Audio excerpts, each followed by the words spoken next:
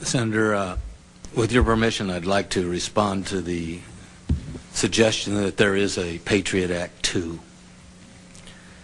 When individuals indicate to you that if there is a proposal, we'll confer with you, I believe they are right. There is not a proposed Terrorist Act 2 from the Justice Department. I want history to judge you as the one who, during a very difficult period, tried to strike a balance, and not one who allowed people to get carried away to a point where we hurt ourselves and threw away our Constitution. Man, it took a lot of nerve, didn't it, for him to get up there and say that? But Ashcroft is counting on you to be stupid, to be fooled, to not check out the legislation. I recommend that you routinely visit Infowars.com, where we post key legislation that comes to our attention.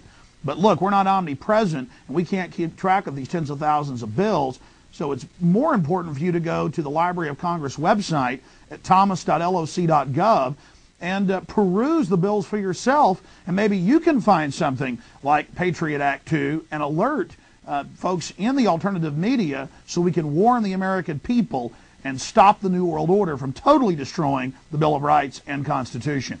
I am glad to see, though, that constitutional scholars on the left and right have been universally decrying Patriot Act 2, saying that it's even worse than the first Patriot Act. In fact, the Center for Accuracy in Reporting said that it is basically the end of America. Conservative backlash. Provisions of Patriot 2 draft worry those on the right. The opposite ends of the political spectrum are coming together over the war on terror, but not in the way Attorney General John Ashcroft may have wanted. And after all this heat, he tried to deny it even existed after it's introduced in the House by Republicans and enrolled in the Senate by Democrats. And they go on to report that federal courts, despite the fact the legislation hasn't passed, are already ruling that the government can hold U.S. citizens as enemy combatants during wartime without the constitutional protections afforded Americans in criminal prosecutions. Isn't that nice? You're guilty until proven guilty. Not even guilty until proven innocent. They've gone light years down the rat hole past innocent until proven guilty. Another headline, CBS News, Feds win big on citizens' rights. What a deceptive headline. It goes on to say, Attorney General John Ashcroft himself had sat down to write a legal opinion that supported President Bush's immense power to strip U.S. citizens of his constitutional rights. He probably could not have penned one more powerful and sweeping than the 54-page ruling offered Wednesday by the 4th U.S. Circuit Court of Appeals. And it says you have no rights, you can be secretly grabbed and never seen again for no reason. It actually says it. In fact, the new Patriot Act says Section 802 of the first Patriot Act isn't strong enough. Any action that endangers human life that's a violation of any federal or state law. It's just nuts. It's crazy. The good news is my resolution, I've written a resolution for cities to pass and counties to pass countering Patriot Act 2. And towns from Utah to Florida have passed the resolution. Hundreds of other cities, as big as Seattle or San Francisco, have passed resolutions that they've written reaffirming the Bill of Rights and Constitution. You need to try to get it passed in your area. At least the process of trying to get it passed will educate folks about exactly what has happened. Tonight on Now, we consider the subject of our personal freedom versus the public safety. It's not a philosophical question for the more than 1,000 Muslim men who have been secretly jailed, many of them secretly deported without having been linked to terrorism. It's not just a philosophical matter for the rest of us either. Our government's claim of broad new powers to deal with terrorism puts America in a twilight zone.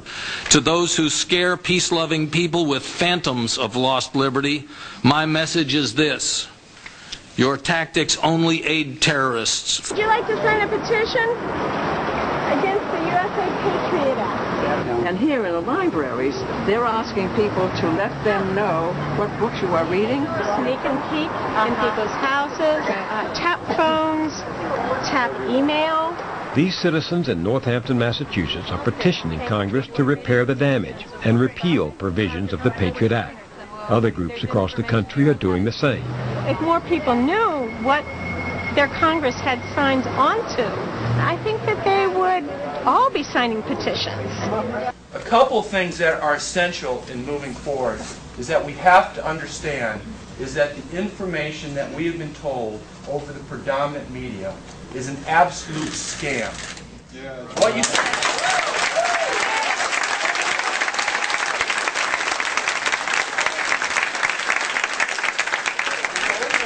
in peace, we go forward in love, but we also go forward with the conviction and the knowledge that if we do not speak the truth right now and do what is right, not only our grandchildren and our children, but our fates are sealed toward one of the greatest sadnesses that we could ever think of. Each and every one of you has a choice. You can be quiet and sit on the sidelines, or you can be part of the Second American Revolution to restore not the democracy, but the republic. Equal laws for all people. Now I want to read you just a couple of very short quotes. The first one is from Dr. Johannes Covell, and he said this just a couple months ago. Quote, "The interest behind the Bush administration, such as the CFR, the Trilateral Commission founded by Brzezinski for David Rockefeller, and the Bilderberg Group have prepared for and are now moving to implement open world dictatorship within the next 5 years." This is a fact, friends.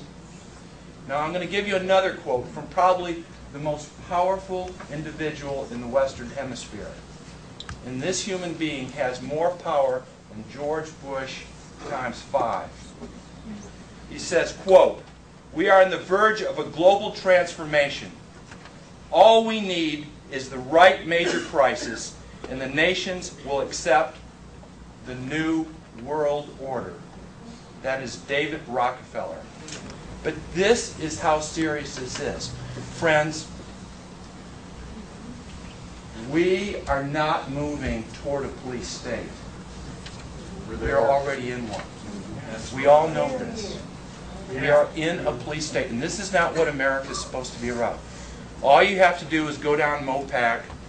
There are 46 cameras, digital cameras, on Mopac in the last 6 months, wherever you're going, scanning your face. Over 300 cameras in the city of Austin, constantly, and there's a central place where this is insanity, friends. 3 or 4 years ago, if you read the book 1984 by George Orwell, it was pretty far out. But today, it's passé.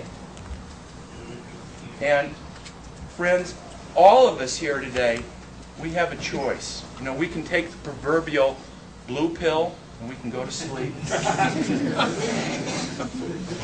Or, as Morpheus says, you can take the red pill.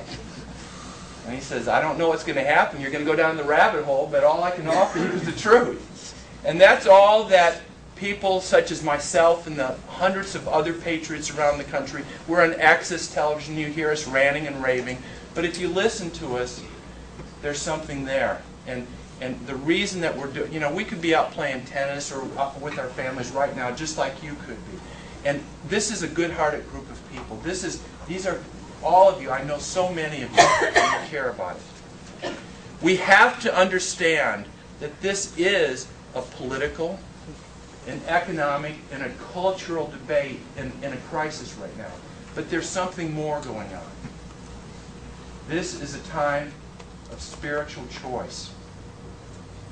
And unless we speak the truth right now, and unless we stay in our hearts and look at these people right in the eyes without fear, we're all on the list. Folks, don't worry. You're all on the list right now.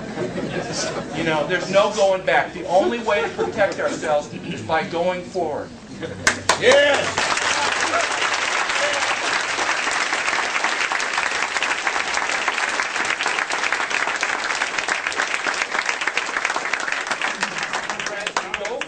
In peace, we go forward in love, but we also go forward with the conviction and the knowledge that if we do not speak the truth right now and do what is right, not only our grandchildren and our children, but our fates are sealed toward one of the greatest sadnesses that we could ever think of. Each and every one of you has a choice.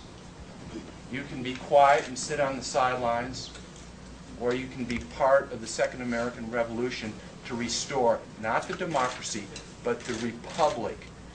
Equal laws for all people.